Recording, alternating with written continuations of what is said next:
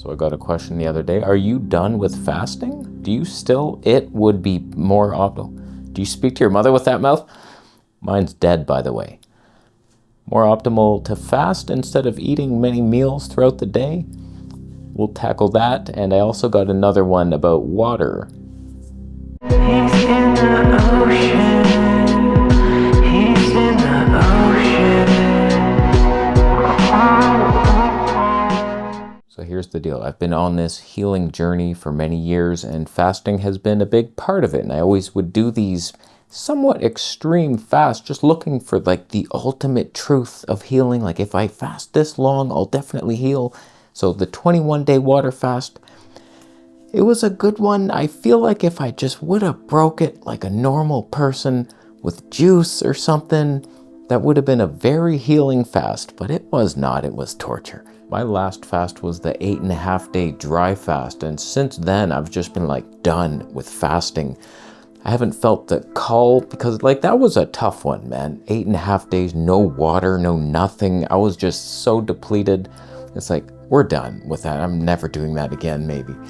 So during this past like 7 months ago, I think I found Nutrition by Victoria, who was saying fasting causes insulin resistance. I was like, what? I've never heard that before. And I start diving into the Hemsworth papers, and really it doesn't. But I put that theory to the test. I thought, I'm always fasting. I'm either intermittent fasting all day long or doing these like dry fast weekly or something. I'm always stopping eating, and it's like, okay, let's just stop that and like hyper feed myself. So eat all the time. As soon as I wake up, I'd have sugar, and it's like, okay, that lowers cortisol.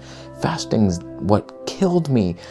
So like I tried that theory for several months, and my conclusion is you're all lying to yourself. Fasting is the best. Initially, I felt like I might have had more energy because I'm having sugar immediately, and I was like, this feels good, but it was more of a spunk up, and then I would get this afternoon slump.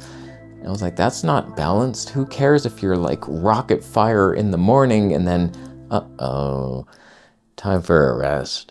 I'm tired of this. So I want to say for about 5 to 6 months, I did not intermittent fast or any kind of fast, and I didn't notice any benefits. And I always am so inspired whenever I see someone do a long fast. I just watched this lady do a 10-day dry fast. How'd you do it, man? She barely lost weight. She lost like 18 pounds. Whenever I dry fast, I lose like 2.5 pounds a day. So that would be 25 pounds lost. She lost 18. I guess because she's a tiny woman, it makes sense, but nothing makes sense to me. It's very inspiring. So like I might do that again. 2 weeks ago, I was like, you know what? It's been a while. And I woke up, I wasn't thirsty. I was like, maybe I'll just dry fast today. So I did a 1 day, 36 hours, and it wrecked my ass. It was hard. Like it's been so long since I fasted, and I was just like nauseous. And I'm like, what is this shit? Like when I first started fasting, I was doing little 1 to 3 day water fasts, and they were hard, like really hard. By the 3rd day, I was like exhausted, nauseous, just shaking. I'm like, this is terrible. But like as I did it over and over again, it became easy to where like 8.5 day dry fast, I had like no symptoms other than utter exhaustion. That was my biggest thing, and boredom was the worst part. But like I wasn't nauseous, maybe a tad bit nauseous right in the morning. Those are the hardest parts for me. As soon as I wake up, I'm like, oh God, this sucks. And then like I get through it, and then okay, I feel a bit more normal now. And some days were amazing. That last one, just 1 day, I was like, I am not used to this. It's almost like I was going back to scratch. So I don't know, we're gonna ease on back into it, but I feel like I'm not heavy enough for a long ass dry fast. Like I think I'm 126 pounds. If I do a 10-day dry fast, I'll be 100 pounds probably. That can't be good. I've never been below, I think 110 was my worst, and I was dying. Like that was not good. It wasn't due to fasting. I was just malnourished and atrophied. But here's why I love fasting. It gives you all the control. Your body is the healer, and you need nothing. You don't have to have a special supplement. You don't need this superfood. You don't have to combine fats and carbs to get diabetes and then heal it with giraffe milk. You don't have any of that nonsense. You just sit quiet. Hey, God, can you heal me? Thanks, buddy. I'll just wait. You're not doing it. It's been 8 days. So it's not like it's easy to fast, and that's partly why it's so rewarding. You feel accomplished after, and you just pay the price for a week or so. It's like you stop eating, and it's like, I can do this, and you're rewarded.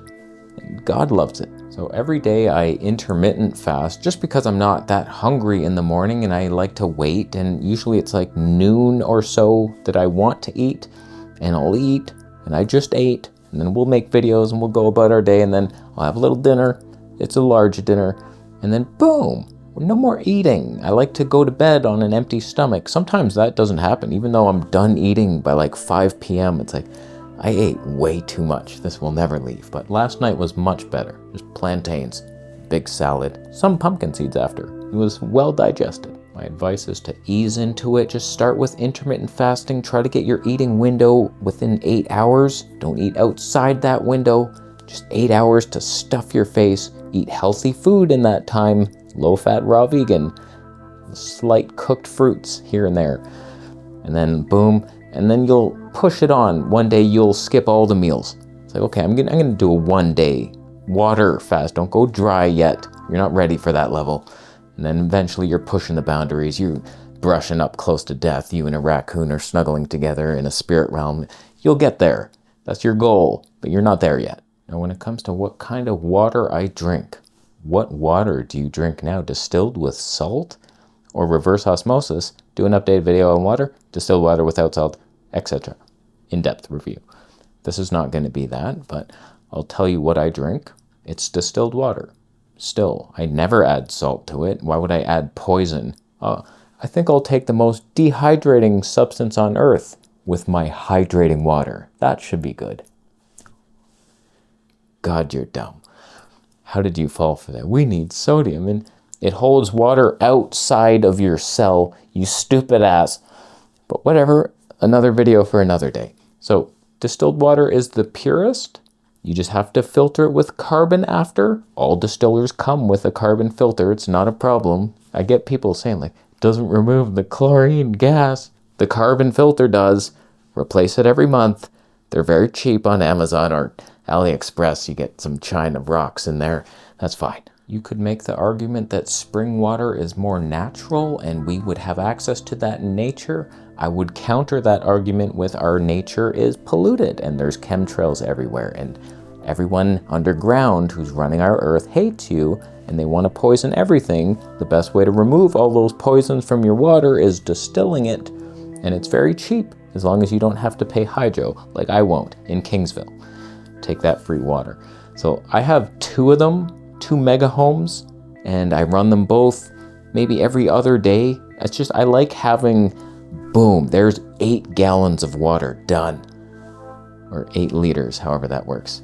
1 is not enough. If you have 2 people in your home, 1 machine, no thank you. That will just give you water stress. You're like, do I have enough? Can I make it through this day without having to run that machine? Because it's loud, it's a fan, you don't want to run it during the day. So I run it right before I go to bed, then I go to sleep, and that's just acting as white noise for the next 6 hours. But no, I don't believe we need these minerals. They're rocks, not really digestible. I get my minerals from fruits and vegetables. I don't need minerals in my water. So I drink 1 liter of water with lemon in the morning, and then I make tea with slippery elm, marshmallow root, and licorice root for the digestion, and that's another liter. I'll drink that throughout the day. And then sometimes when I steam cauliflower, I save that water. Boom, cauliflower or broccoli water, delicious. Have a little sip of that before I go to bed. That's all the water I need, about 2 liters a day. The rest is coming from fruits. It's hydration city. Cucumbers, that's the real hydration, not spring water, chemtrail water, boy. So there we have it. Fasting is good.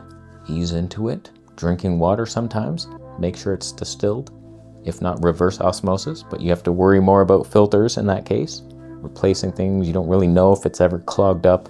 In Thailand, they had, here's reverse osmosis from the airport. Filter hasn't been changed in 7 years. Whoops, That's what that taste is, by the way. Yes, we'll get on it. They'll never get on it. I'll get on your mom. That was uncalled for. Just thumb up the video. Wow.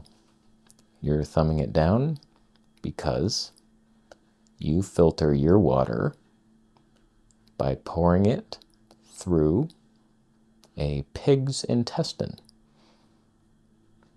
I don't see how getting trichinosis is going to help you, but it seems that it's just a tube and it's pig meat, and it's not going to filter out any toxins. It could only ever add potentially bad things. Not even potentially, like definite, proven scientifically bad things. Don't do it. I know they're cheap. It's fun to watch the water pour through the tube. Just don't do it. Get another hobby. And I'll be leaving after you donate Bitcoin. What's up, Scar from Minnesota?